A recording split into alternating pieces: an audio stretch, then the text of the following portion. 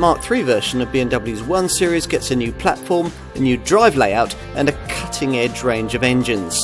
It's sleeker, lighter, safer, more practical and more efficient than before.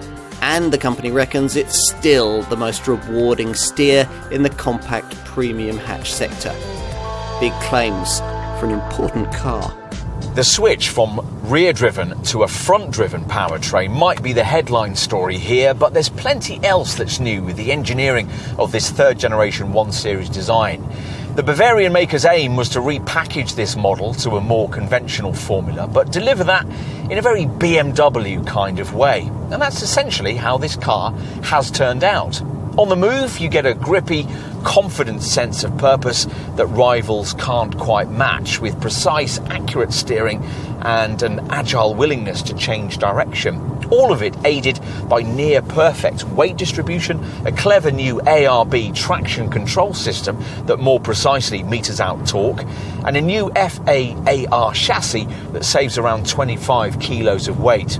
The ride is somewhat firm, but BMW fans won't mind that, particularly as there's now the option of adaptive suspension on top-spec models. Engine-wise, there's the usual lineup of units that BMW uses with its compact front-driven hatches, which means 1.5-litre three-cylinder petrol and diesel units for the derivatives at the foot of the range, the 140-horsepower 118i model we're trying here, and the alternative 116-horsepower 116D black pump-fueled variant. Both can be had with optional 7-speed dual-clutch auto transmission on request, and even the 118i is decently efficient. In this manual form, managing a WLTP combined cycle reading of up to 45.6 mpg and an NEDC-rated CO2 return of up to 122 grams per kilometre. Further up the lineup lie three 2-litre models, the popular 150-horsepower 118D diesel, which can be had in manual or 8-speed auto forms, and the two top variants, the 190-horsepower 120D diesel and the M135i petrol hot hatch, both of which are only offered with xDrive all-wheel drive and the 8-speed auto. We always wondered what kind of 1 Series BMW stylists would have come up with if they hadn't been constrained by the need to package around rear-driven mechanicals. In this Mark III model, we have our answer. A hatch that offers a similar roadway footprint to its F20 predecessor. It's a mere 5mm shorter, but one delivered to an otherwise very different dimensional formula. Much like its direct segment rivals, it's around 4.3 metres long, about 1.4 metres tall and around 1.7 metres wide, but that makes this car's proportions quite different to those of that previous model. This F40 series design sitting 34mm wider and 13mm higher than the old car. There's plenty else that's different here too. The profile perspective revealing a more wedge-shaped silhouette and a pronounced shark-style nose. The front is also very different from anything BMW has previously served up in one of its compact models. That's partly because of the adoption of this larger grille, which expands the usual pair of kidney-shaped intakes and joins them in the middle.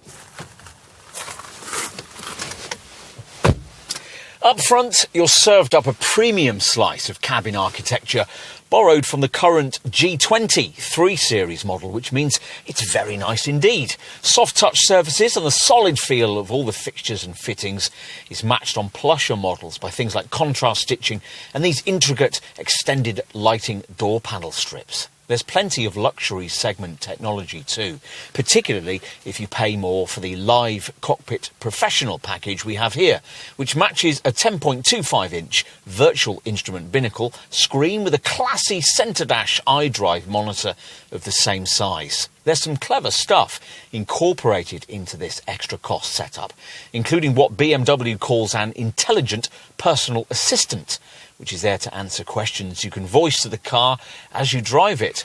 Even the lesser Live Cockpit Plus media package gives you quite a lot, including Apple CarPlay, smartphone mirroring, though you only get that for a year before you have to pay for it. Many of the various connected drive digital services are also life limited before becoming chargeable. Finding the ideal driving position is easy, the redesigned seats are very comfortable, and there's plenty of interior storage space. Time to take a seat in the back. Changes certainly needed to be made here. The old Mark II F20 generation model offered rear folk just 690mm of legroom, which, to give you some perspective, is about what you get from a typical Super Mini in the class below. In this F40 series car, that figure has increased by 33mm. Essentially, there's about 10mm more room than you get in a comparable Mercedes A-Class. And it feels like more because the car's hip point has been raised and the seat backs are scalloped to make more room for your knees. Let's take a look out back. And once the hatch rises, you're provided with a very reasonable 380 litres of cargo capacity. Need more room? Well, if you've paid extra for the through loading option, it gives you this versatile 40-20-40 rear seat back split. You'll be able to push long items like skis through between a couple of rear seated folk. Push forward the rear bench and 1,200 litres of space can be freed up. We can't help feeling a little disappointed that this Mark III 1 Series has abandoned its unique rear-driven selling point. But at the same time, we can't help being impressed by the way that the Munich makers managed to retain so much of this car's eager, dynamic character, despite the fundamental engineering changes visited upon it. This model will still beat most of its rivals for driver appeal, just not by such a significant margin as before. In summary, Der Eisner has become a whole lot more competitive in this guise. About to choose a Mercedes A-Class, an Audi A3 or even a plusher VW Golf? Well, you really ought to try one of these too. You might be surprised at just how much you like it.